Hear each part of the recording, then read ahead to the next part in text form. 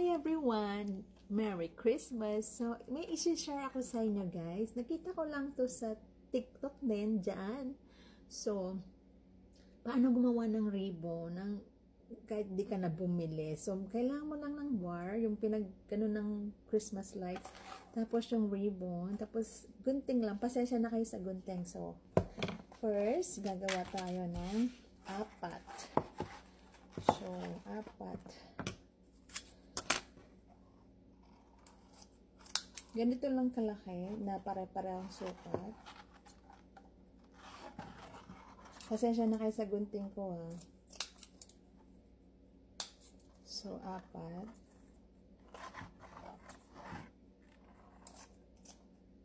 Baka magunting ko yung sarili ko. Grabe, ganito lang pala gumagawa ng ribbon. So, eto na yung apat. So, tapos, pagsasabayin-sabayin ko na lang, make sure na pantay-pantay, okay? Tapos, gupitin nyo siya ng ganito. Ayan. Dapat matalim yung gunting nyo. Ayan. Ayan, ganito. Okay? Kahit hindi na pantay kasi nga hindi naman halata pag ano. Isahan, ginunting ko na lang. Pero pwede naman isa-isa. So, mabilisan to. So, ayan siya. Tapos sa kabila din. So, ready? Ito yung exciting moment, guys. So, kuha na akong isang wire.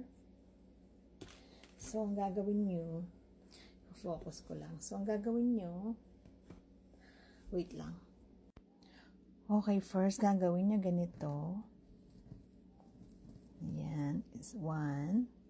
Apat na ganito. Habang hawak nyo, pwede nyo gawin ganito din. Sobrang dali lang siya. 2. Ayan, 2. Tapos, habang hawak ko din, start kayo dito. 3.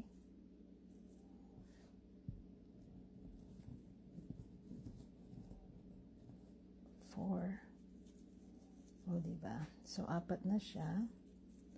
Hawakan nyo lang siya. Hindi muna siya pantay-pantay na, pero later papantayan natin. So, tapos, ilak nyo lang siya.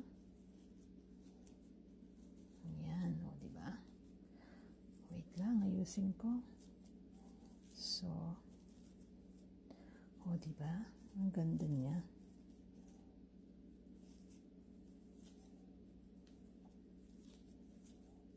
I-adjust nyo na lang siya pagkatapos.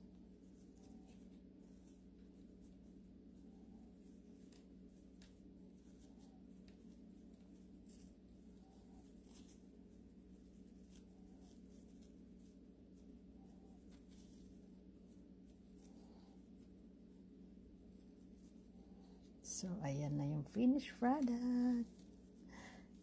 Grabe, ganito lang palang gumawa. Ayan na siya. O, diba? Ang ganda-ganda niya. So, eto na yung finished product. O, diba? Ang ganda niya. So, madali lang. Ito yung aking mga nagawa. Wait lang. Papakita ko, guys. So, pasensya na kayo, ginulo ni baby yon. So, eto na yung finished product ko. Hindi pa ako tapos dyan, pero eto muna yung mga nagawa kong ribbons. O, diba? Ang ganda. Gold. So, may lalagay pa akong decoration doon. So, ayun lang ang ayan lang ang share ko for today.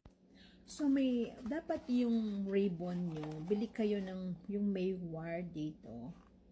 Kasi hindi ko pa na-try yung walang wire. Kasi ito merong wire sa side. So, ayan lang. Para maganda siyang, para tumayo siyang maganda. Tapos, ipit-pitin nyo na lang siyang ganyan. O, diba? Ding, ding, ding. Salamat. Merry Christmas again.